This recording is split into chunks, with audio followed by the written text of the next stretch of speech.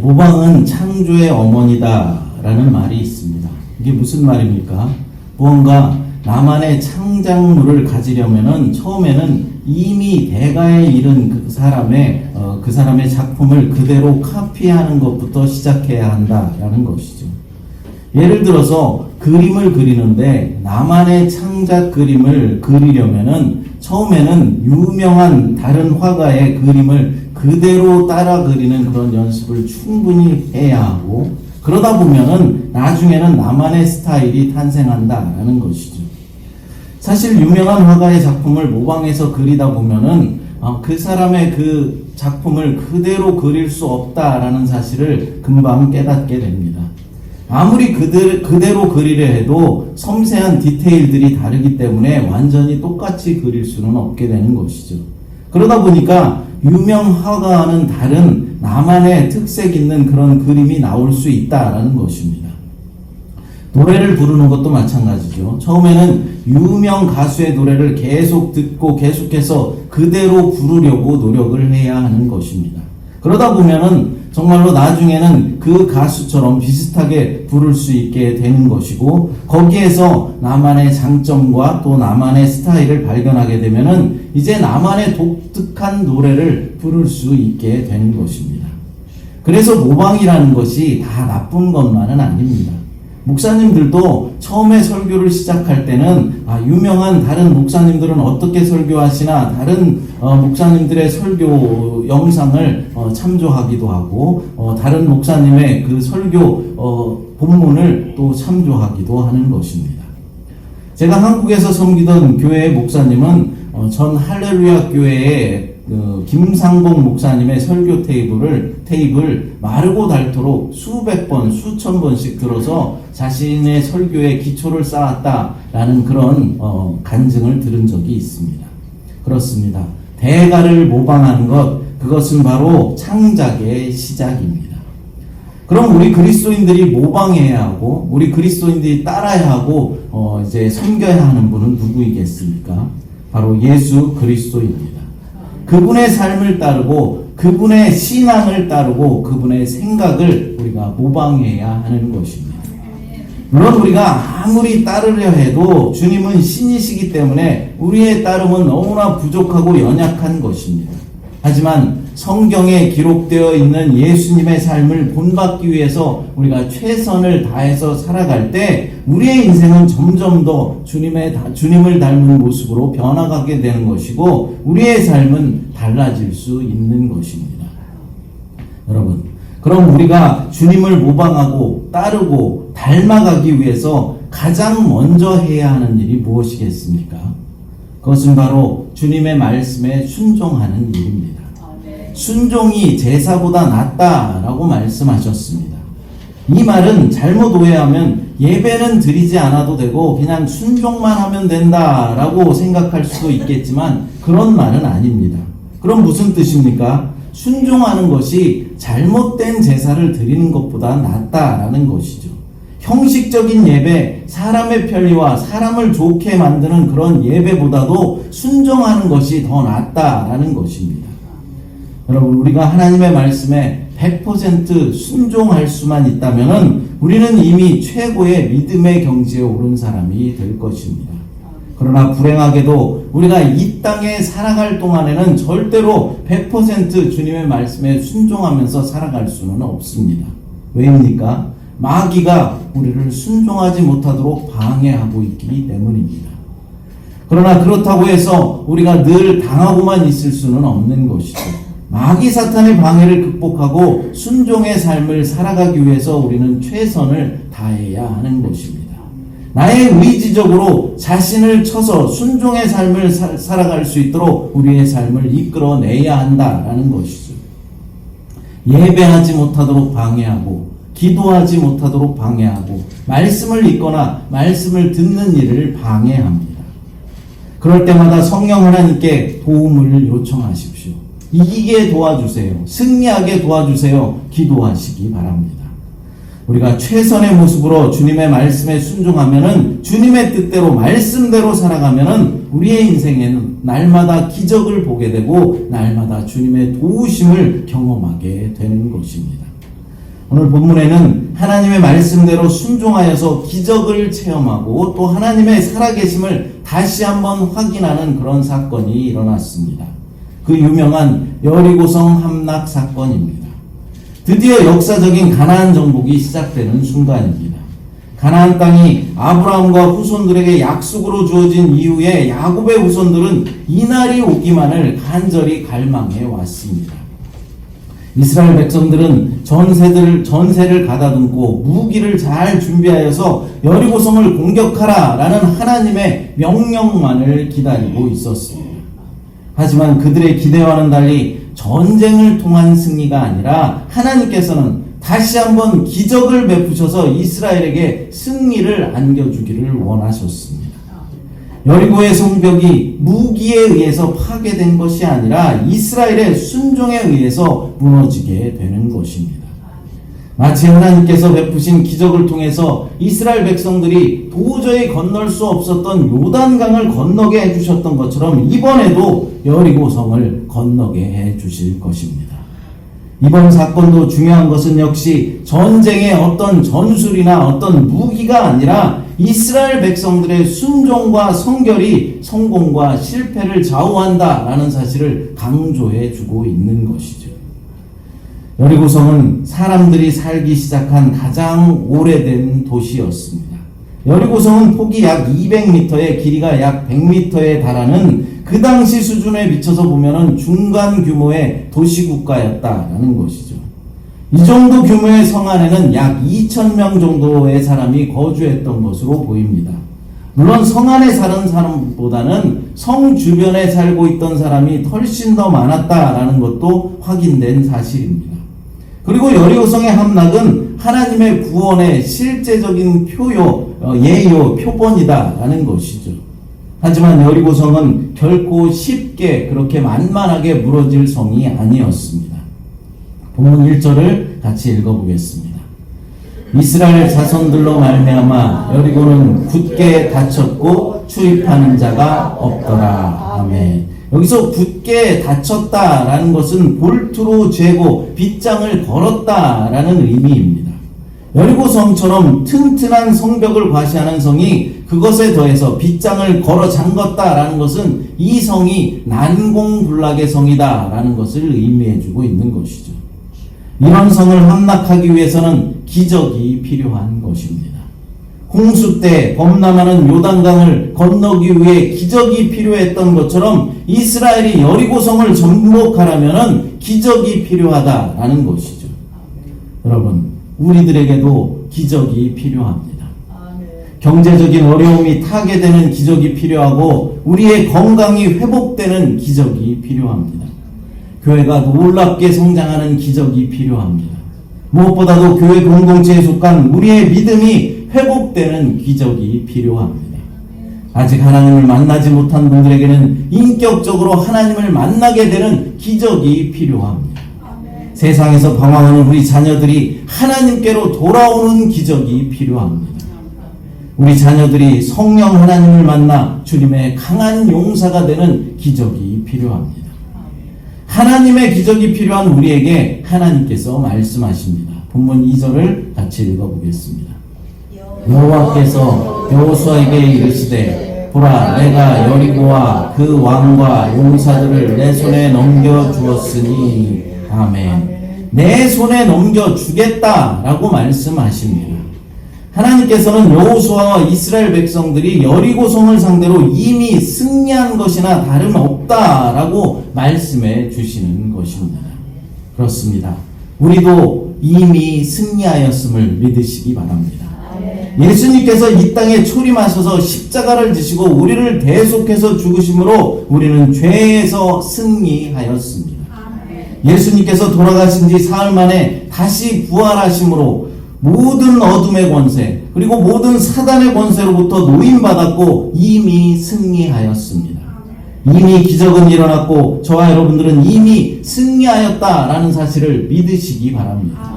사단은 이미 결정적인 타격을 받아서 우리를 절대로 넘어뜨릴 수 없는 그런 상태가 되었습니다. 다만 사단의 결박은 사단이 완전히 아무것도 못한다라는 그런 말이 아니라 사단이 만국을 미혹하지 못할 정도로 결박당했다라는 의미입니다. 그러니까 우리 성도들을 완전하게 무너뜨리지는 못한다라는 것이죠. 우리에게 위협을 가하고 두려움을 줄 수 있는 정도입니다. 그러므로 여러분, 우리는 이미 십자가와 부활을 통하여서 승리하신 예수님을 우리의 대장으로 모시고 예수님의 뒤를 따라가기만 하면 되는 것입니다. 마귀 사탄이 아무리 우리를 넘어뜨리려 위협한다 할지라도 그가 절대로 우리를 완전히 넘어뜨릴 수는 없는 것입니다. 그 사실을 믿고 우리는 승리의 개가를 부르면서 주님을 쫓아가게 되시기를 간절히 축복합니다. 여리고성을 마주하고 있는 여호수아와 이스라엘 백성들에게도 하나님께서 이미 승리가 확정되었음을 선포하셨습니다. 내가 여리고와 그 왕과 용사들을 내 손에 넘겨주겠다라고 확정하여서 말씀하시는 것입니다. 그러므로 이스라엘 백성들이 해야 하는 일은 승리 주실 하나님을 믿고 따르는 일이었습니다. 그러면 기적은 반드시 일어날 일이기 때문입니다. 한편 여리고성에 거주하던 사람들은 성 안으로 들어가서 성문을 굳게 잠그고 출입을 금하면서 이스라엘 백성들이 이 성을 포기하고 그냥 지나갈 때까지 기다릴 심산이었습니다. 반면에 여호수아와 이스라엘 백성들은 어떻게 해서든지 이 굳게 잠긴 성문을 열고 성 안으로 진입해야 하는 것이죠. 이스라엘과 여리고는 이미 전쟁을 시작한 것입니다. 여러분, 원래 높은 성을 공격하여서 성을 탈취하는 것은 어려운 일입니다. 많은 희생이 필요하다라는 것이죠. 희생을 각오해야 하는 것입니다. 왜냐하면 높은 성 위에서 아래로 공격하는 것은 수월한 일이겠지만 낮은 성 밑에서 위를 향해서 공격하는 것은 성공 확률이 매우 떨어지기 때문입니다. 높은 곳에서 돌을 던진다든지 뜨거운 물을 붓는다든지 화살을 쏘면은 밑에 있는 군사들은 쉽게 피해를 입을 수 있는 그런 구조입니다. 그래서 절대적으로 성 안에 있는 군사들에게 유리한 싸움이다라는 것이죠. 그러니까 이스라엘 백성들이 질 확률이 훨씬 더 높은 싸움이었다라는 말입니다. 또한 전쟁이 오래 갈수록 밖에 주둔하고 있는 침략군들이 초조해지므로 철통 같은 요새 안에서 식량을 충분히 축적해놓고 지내는 자신들이 일부러 요새 밖에 나와서 엄청난 숫자의 침략군과 대적해서 승산 없는 싸움을 할 필요가 없다라고 생각한 것입니다. 그러므로 이러한 상황을 종합해 볼 때 만약에 여리고성이 무너지고 함락된다라는 것은 이스라엘의 군사력 때문이 아니라 바로 하나님의 역사이고 하나님의 말씀에 절대로 순종한 이스라엘의 순종, 믿음의 결과라는 것입니다. 그럼 여호수아와 이스라엘 백성들이 순종한 하나님의 말씀은 무엇이었습니까? 본문 3절부터 5절까지 읽어보겠습니다. 너희 모든 군사는 그 성을 둘러 성 주위를 매일 한 번씩 돌되 엿새 동안을 그리하라. 제사장 7은 7 양각 나팔을 잡고 언약궤 앞에서 나아갈 것이요 7째 날에는 그 성을 7번 돌며 그 제사장들은 나팔을 불 것이며 제사장들이 양각 나팔을 길게 불어 그 나팔 소리가 너희에게 들릴 때에는 백성들은 다 큰 소리로 외쳐 부를 것이라. 그리하면 그 성벽이 무너져 내리니 백성은 각기 앞으로 올라갈지니라. 아멘. 매일 여리고성을 한 바퀴씩 6일 동안 돌고 7일째는 7바퀴를 돌라라는 것입니다. 또 7일째 7바퀴를 돌고 나서는 제사장들이 양각 나팔을 불고 그 소리가 들릴 때 백성들이 큰 소리로 외쳐 부르라고 하십니다. 여러분들이 이스라엘 백성의 입장이라면 이러한 명령에 어떻게들 반응하겠습니까? 이게 무슨 말도 안 되는 소리냐 라면서 아마 순종하지 않았을지도 모릅니다. 일주일 동안 특별히 하는 일도 없이 매일 성벽을 한 바퀴씩 돌아야 했고 7일째는 7바퀴를 돌고 소리를 지르라니 이게 도대체 전쟁과 무슨 상관이 있느냐라고 따져 물을지도 모릅니다. 하나님의 말씀은 인간적으로 도저히 이해할 수 없었으며 이치에 맞지 않게 받아들여졌을 것입니다. 여러분, 하나님은 사실 오늘날 우리들에게도 도저히 이해할 수 없는 주문을 하실 때가 있으십니다. 인간적인 상식으로 받아들일 수 없는 일들이 우리들에게 주어질 때가 있다라는 것입니다. 그럼 하나님은 왜 우리에게 이해할 수 없고 상식적이지 않은 일들을 주문하시며 우리가 그렇게 하기를 원하시는 것일까요? 두 가지 측면에서 답해 볼 수 있을 것입니다. 첫째로는 하나님께서 우리의 믿음을 시험해 보시는 것입니다. 그러니까 네가 이런 말도 안 되는 일도 내게 순종하는구나. 이런 것까지 순종하는 너는 정말로 하나님의 사람이고 내 사람이구나. 이것을 확인하기 위해서이다 라는 것이죠. 성경에 보면은 하나님의 위대한 사람으로 사용되어질 인물을 선택할 때 이런 이치에 맞지 않는 어떻게 보면 황당한 일들을 명령하시는 모습을 보게 됩니다. 그 중에 가장 유명한 예를 들자면 아브라함을 복의 근원이 되게 하시려고 어떤 명령을 내리셨습니까? 어떤 시험을 하셨습니까? 모리아 산에 가서 100세에 낳은 이삭, 눈에 넣어도 아프지 않을 그 이삭을 번제로 드리라 라는 명령을 내리셨습니다. 예수님께서도 제자를 부르실 때 갈릴리 호수에서 잔뼈가 굵은 경험 많은 어부 베드로를 깊은 데로 가서 그물을 내리라 라는 명령을 내리셨습니다. 이해할 수 없는 명령이죠.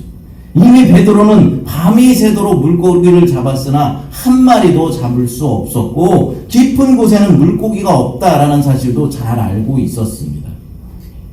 누가복음 5장 4절과 5절을 같이 읽어보겠습니다. 말씀을 마치시고 시몬에게 이르시되 깊은 데로 가서 그물을 내려 고기를 잡으라. 시몬이 대답하여 이르되 선생님 우리들이 밤이 새도록 수고하였으되 잡은 것이 없지만은 말씀에 의지하여 내가 그물을 내리리다 하고. 아멘. 자신의 경험으로는 도저히 이해할 수 없는 명령이었지만 베드로는 예수님의 말씀에 의지하여서 그물을 내립니다. 그랬더니 어떻게 되었습니까? 기적이 일어났습니다. 밤새 한 마리도 잡지 못하던 물고기를 그물이 찢어지도록 잡았습니다. 그리고 예수님은 베드로를 너는 이제 사람 낚는 어부가 되리라 라고 사람 낚는 어부 삼아 주셨습니다. 그렇습니다. 주님은 우리에게 때로는 우리의 경험으로는 이해할 수 없는 일들을 요구하십니다. 왜 이런 일들을 명령하시는 것일까요? 그것은 우리의 믿음을 최종적으로 시험해서 주님의 특별한 일들을 감당하게 하기 위해서입니다. 이해할 수 없는 하나님의 시험을 통과한 사람들은 어떻게 되었습니까? 아브라함은 열국의 아버지가 되었습니다. 모든 민족의 복의 통로가 된 것입니다. 베드로는 예수님의 수제자가 되었고 나중에는 많은 사람을 회개시키는 능력의 사도가 되었습니다. 사랑하는 여러분, 만약 하나님께서 여러분에게 감당하기 힘든 그런 명령을 하신다면 여러분들은 어떻게 하시겠습니까? 예를 들어서 아무개야 너는 교회를 위해서 너의 전 재산을 드려라 라고 말씀하신다면 여러분들은 어떻게 하시겠습니까? 여러분들 얼굴을 피시기 바랍니다. 그냥 예를 든 것입니다. 여러분들의 전 재산을 바치라고 하지 않았습니다. 걱정하지 마십시오. 여러분들에게 이런 명령은 일어나지 않을 것입니다. 또한 그런 말씀을 진짜로 하나님께서 우리들에게 명하신다면은 정말로 기쁨과 감사함으로 감당할 수 있는 그런 축복도 함께 허락해 주실 것입니다. 여러분, 중요한 것은 우리가 이해할 수 없는 명령이라도 순종할 수 있는 그런 마음과 믿음이 필요하다라는 것입니다. 물론 그것은 우리의 힘으로 되어지는 것이 아닙니다. 성령의 강력한 은혜와 임재가 있어야 하는 것이죠. 어쨌든 그런 일들은 우리를 더 크게 사용하시기 위한 하나님의 시험이다라는 사실입니다. 두 번째로 하나님께서 내 경험으로는 도저히 이해할 수 없는 그런 명령을 내리시는 이유는 우리를 자만하지 않게 하기 위해서이다라는 것이죠. 그러니까 모든 승리가 하나님의 은혜라는 사실을 분명히 알게 하기 위해서인 것입니다. 무슨 말입니까? 여러분 한번 생각해 보십시오. 만약 이스라엘 백성들이 얼마든지 이해가 되고 납득이 되는 명령이 내려졌다면 어떻겠습니까? 그러니까 긴 사다리를 만들어서 성벽에 대고 긴 창을 만들어서 그것을 이용하여서 적을 공격하라, 물리쳐라 이런 명령을 내렸다면, 그래서 승리했다면 어떻겠습니까? 그것은 하나님의 은혜나 도움이라고 생각하지 않았을 것입니다. 자신들이 무기를 잘 만들어서 자신들이 전쟁을 잘해서 승리한 것이다 라고 자만할 수 있는 것이죠. 하지만 황당하게도 6일 동안 여리고성을 하루에 한 바퀴씩 돌고 7일째는 7바퀴를 돌아라. 그리고 제사장들은 양강나팔을 불면은 크게 소리를 질러라. 그러면 여리고성이 무너지게 될 것이다. 다소 황당한 명령에 순종해서 승리했다면 어떻겠습니까? 이야기는 달라지는 것입니다. 어떻게 달라집니까? 이것은 하나님의 은혜다. 하나님의 도우심이다. 이것은 우리가 한 일이 아니다. 하나님이 하셨다. 라고 생각하게 될 것입니다. 오늘날 우리 가운데 어떤 성과를 이루고 나서 하나님 아버지께 영광을 돌리질 못하고 자신의 힘으로 모든 것을 이룬 것처럼 고개를 뻣뻣이 들고 다니는 사람도 있습니다. 누가 봐도 하나님의 도우심이다 라는 사실을 알만한데도 하나님의 영광을 자신이 취해버리는 사람이 있다라는 것이죠. 그러나 여러분, 내가 뛰어난 것 같고 내가 잘난 것 같고 내가 이룬 것 같지만 그 모든 것을 주신 분이 누구이겠습니까? 하나님이십니다. 나의 뛰어남도 하나님이 주셨습니다. 나의 성실함도 나의 잘남도 나의 지혜도 다 하나님이 주셨다라는 사실입니다. 그러므로 우리는 성공이나 어떤 성취 앞에서 겸손해야 하는 것입니다. 오히려 하나님께 영광을 올려드려야 하는 것이죠. 교회에서 어떤 봉사나 물질로 섬기고 나면은 꼭 시험에 빠지는 사람들이 있습니다. 왜 시험에 빠지겠습니까? 자신의 한 일을 목사나 다른 성도들이 알아주지 않았기 때문입니다. 소개시켜주지 않았고 잘했다라고 칭찬해주지 않았고 감사하다라고 선전해주지 않았기 때문입니다. 여러분, 사람에게 칭찬 듣고 사람에게 보이려고 봉사하고 섬기지 마십시오. 그것은 진정한 의미에서의 봉사와 섬김이 아닙니다. 누가 칭찬을 해주든지 아무도 관심을 갖지 않든지 우리가 하는 모든 섬김과 봉사는 바로 하나님께 드려지는 것입니다. 하나님은 우리의 모든 것을 다 알고 계시고 우리의 수고를 다 아십니다. 그러므로 목사가 기도를 안 해줬다고 감사하다고 말하지 않았다고 시험에 빠지지 말아야 하는 것입니다. 이 땅에서 칭찬을 다 받으면은 하나님의 나라에 가서 주님께 칭찬받을 일이 없는 것이죠. 마태복음 6장 1절과 2절을 읽어보겠습니다.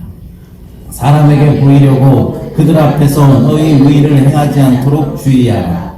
그리하지 아니하면 하늘에 계신 너희 아버지께 상을 받지 못하느니라. 그러므로 구제할 때 외식하는 자가 사람에게서 영광을 받으려고 회당과 거리에서 하는 것 같이 너희 앞에 나팔을 불지 말지라. 진실로 너희에게 이르노니 그들은 자기 상을 이미 받았느니라. 아멘. 여러분, 무슨 말이겠습니까? 사람에게 보이려고 의를 행하지 말라라는 것입니다. 만약 사람에게 보이려고 의를 행하는 사람은 하나님 아버지의 상을 받지 못한다라는 것이죠. 그러므로 의를 행할 때 사람에게 보이려고 사람에게 칭찬받으려고 하지 말고 오른손이 한 일을 왼손이 알지 못하게 은밀하게 하라라는 것입니다. 그러면 하늘에서의 상이 크다라고 말씀하시는 것이죠. 사랑하는 여러분, 마땅히 하나님께 올려드려야 하는 영광을 내가 가로채는 그런 어리석은 사람이 되지 마십시오. 본문에서 하나님은 여호수아나 백성들이 자신들의 힘으로 승리를 가져왔다라는 생각을 완전히 차단해 버렸습니다. 왜입니까? 앞으로 더 많은 전쟁들에서도 하나님의 도우심이 필요하다라는 사실을 절실하게 깨닫게 해주기 위해서입니다. 사랑하는 여러분, 주님의 때를 기다리지 못하고 앞서가다가 일을 그르치는 그런 어리석은 사람들이 되지 마시고 주님의 말씀을 따라 순종하는 삶을 살아 주님의 역사를 날마다 일으키게 되시기를 바랍니다. 잠잠히 주님의 뜻을 구하고 순종의 길을 걷는 성도가 되십시오. 그리고 외치라고 하면 외치고 걸으라고 하면 걷는 신실한 믿음의 사람들이 되시기를 간절히 축복합니다. 그때 주님은 우리들에게, 여러분들에게 승리를 가져다 주실 것입니다. 시간 함께 아까 불렀던 임재라는 찬양 부르시고 함께 기도하도록 하겠습니다.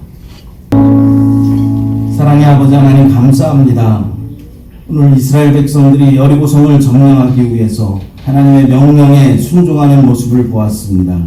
조금은 황당한 명령이었지만 내 경험으로는 이해할 수 없는 일이었지만 하나님의 말씀을 믿고 따랐던 백성들처럼 오늘날을 사는 우리 모두들에게도 주님의 모든 말씀에 기꺼이 순종의 삶을 살아갈 수 있도록 주님 도와주시고 인도하여 주시옵소서. 그래서 날마다 우리가 승리의 삶을 이루는 우리의 삶이 될 수 있도록 주님 역사하여 주시옵소서. 거룩하신 예수님의 이름으로 기도드리옵나이다.